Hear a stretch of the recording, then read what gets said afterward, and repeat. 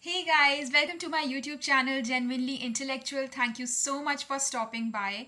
So, today we are going to discuss a few concepts about simultaneous equations. Now, before beginning with simultaneous equations, I would quickly like to highlight that there are different methods of solving simultaneous equations. However, I'm going to focus only on two main methods which are mostly asked in exams. The first one is the substitution method and the second one is the elimination method.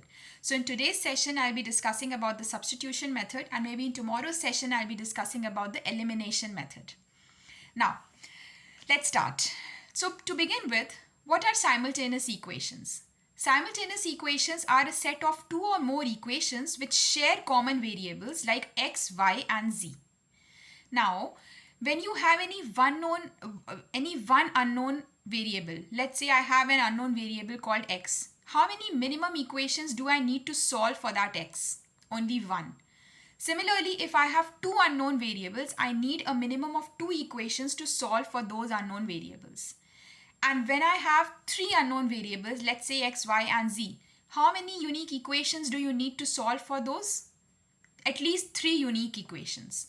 Now, I just said unique equations, right? What do you mean by unique equations? Let me give you a small example. Let's say I give you one equation, x plus y equals to 2. And I give you another equation, 2x plus 2y equals to 4. Can you solve for x and y using these two equations? I have given you two equations and then there are two unknown variables x and y. Can you solve for both these variables using the two equations? The answer is no. Why so? Because the two equations are not unique. They are actually the same. The second equation is nothing but a multiplication of the first equation by 2. So x plus y equals to 2, and if you multiply the whole equation with 2, you will get 2x plus 2y equals to 4, which is actually equal to the second equation. So you need at least one more unique equation to solve for x and y both. Now, let's start with the substitution method.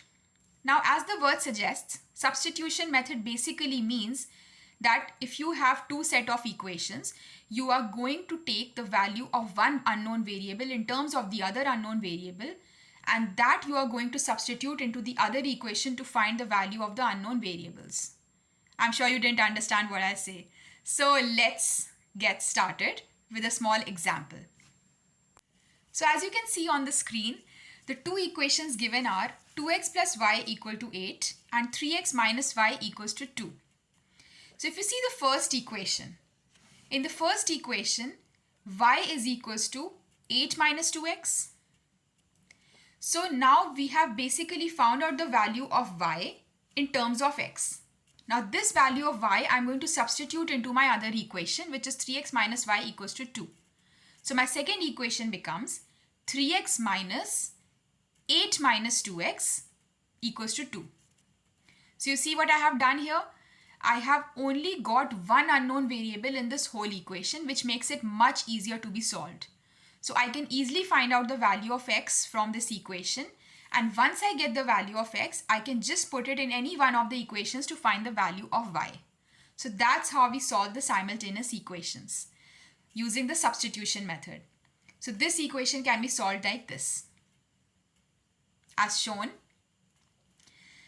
So you see you got the values of x and y. This was the substitution method.